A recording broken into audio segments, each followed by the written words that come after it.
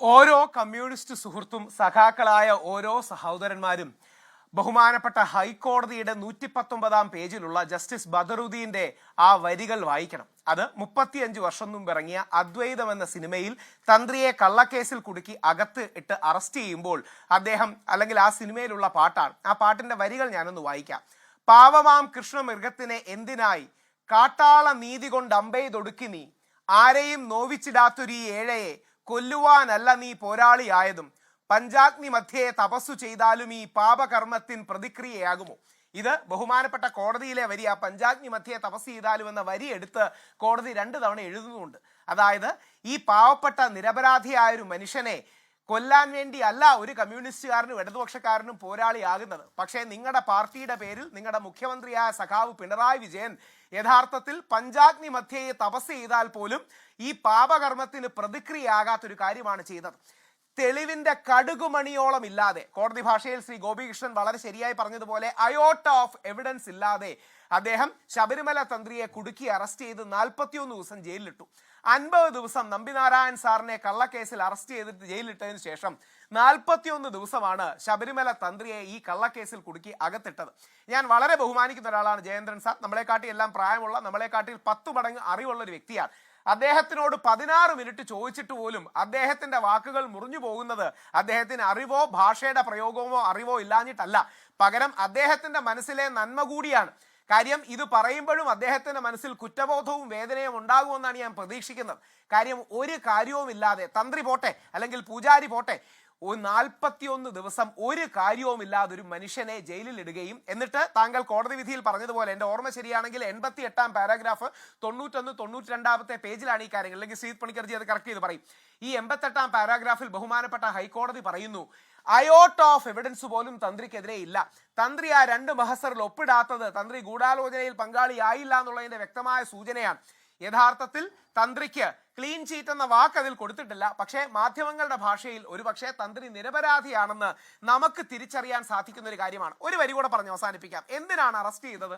Arrest ചെയ്തത് CPM-ന്റെ മുതിർന്ന അംഗങ്ങളിലേക്കോ CPM-ലേക്കോ സർക്കാരിലേക്കോ ചോദ്യങ്ങൾ വരുന്നു. ഇവർക്ക് പിണറായി 3.0 വേണം, ഗൃഹസമ്പർക്കന പരിപാടിക്ക് പോകേണ്ടി വരുന്നു, ചോദ്യങ്ങൾക്ക് അപ്പോൾ ഉത്തരം പറയാൻ കഴിയുന്നില്ല. അപ്പൊ എന്ത് ചെയ്യണം? പകരം വേറൊരു ബലിയാടിനെ ഉണ്ടാക്കണം. ആ ബലിയാടിനെ ഉണ്ടാക്കാനാണ് ചെയ്തത്. എനിക്കറിയില്ല, അദ്വൈതം സിനിമയിൽ ഇതേപോലെ ദേവസ്വം ബോർഡ് പ്രസിഡന്റും അന്നത്തെ ആ പാർട്ടിയുടെ സെക്രട്ടറി ആയ ശേഖരൻ എന്ന ശ്രീ സോമൻ അവതരിപ്പിച്ച ക്യാരക്ടറാണ് ഇതിൽ ചെയ്തത്. എനിക്കറിയില്ല ശ്രീ പിണറായി വിജയനാണോ അതിലെ ശേഖരൻ എന്ന്. ആകാതിരിക്കട്ടെ എന്ന് പ്രാർത്ഥിക്കുന്ന ഒരു വ്യക്തിയാണ് ഞാൻ, കാരണം നമ്മുടെ മുഖ്യമന്ത്രിയാണ്.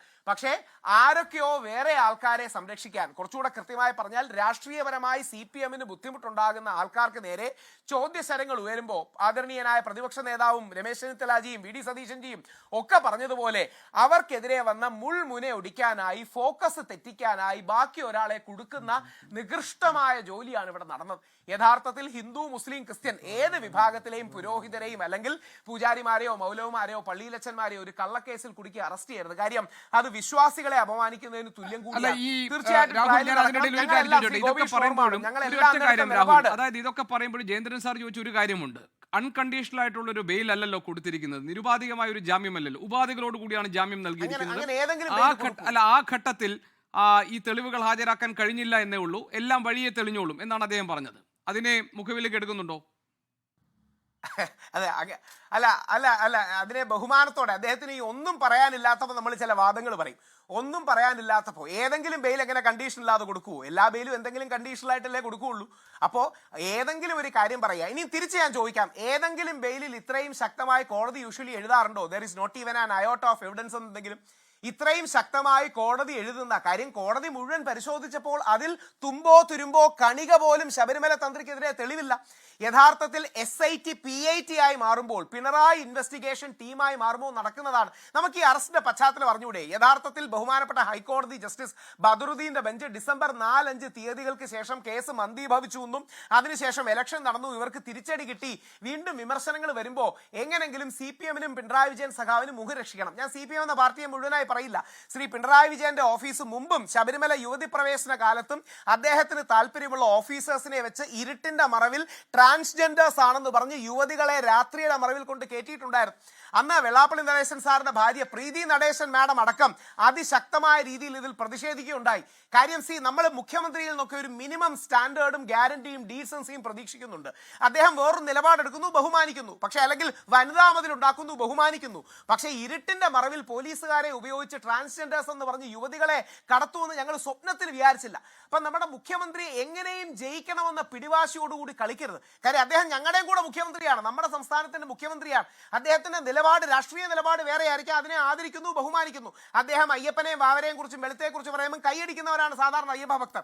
പക്ഷേ മുഖ്യമന്ത്രി ഏത് രീതിയും ഈ വിശ്വാസ സമ്പ്രദായങ്ങളെ രാഷ്ട്രീയപരമായി ദുരുപയോഗം ചെയ്യാനും ഇതിന്റെ യഥാർത്ഥ ഉത്തരവാദികളെ കണ്ടെത്തുന്നില്ല. ഒരു പോയിന്റ് കൂടെ പറഞ്ഞ് അവസാനിപ്പിച്ചേക്കാം. ജൂലൈ 19, 20 ഇളക്കിയെടുത്ത സ്വർണ്ണപ്പാളികളിലെ സ്വർണ്ണപ്പാളി എവിടെ? ആ ചോദ്യത്തിന് ഇതുവരെ SIT ഉത്തരം കണ്ടെത്തിയിട്ടില്ല. SITയുടെ അന്വേഷണം യഥാർത്ഥത്തിൽ തന്ത്രിയിൽ വന്ന് മുട്ടിയതോടുകൂടി, തന്ത്രിയെ കള്ളക്കേസിൽ കുടുക്കിയതോടുകൂടി ഡീഫോക്കസ്ഡ് ആയി. ഒരു പുരോഗതിയുമില്ല. ഇതുവരെ ചാർജ് ഷീറ്റ് കൊടുക്കാൻ കഴിയുന്നില്ല. എന്നിട്ട് 90 ദിവസത്തിന്റെ സ്വാഭാവിക ജാമ്യം ബാക്കിയുള്ളവർക്ക് കിട്ടിപ്പോകുന്നു. ഇതെല്ലാം ചില ആൾക്കാരെ രക്ഷിക്കാൻ വേണ്ടിയുള്ള ശ്രമങ്ങളാണെന്ന് കരുതിയാൽ കുറ്റം പറയാൻ കഴിയുമോ? എന്നിട്ട് ഇല്ലാത്ത കള്ളങ്ങൾ. ഒരു വരി കൂടെ ഗോപീഷ്ണൻ പറഞ്ഞ് അവസാനിപ്പിക്കാൻ, എനിക്കത് വേദനയുള്ളതുകൊണ്ടാണ്.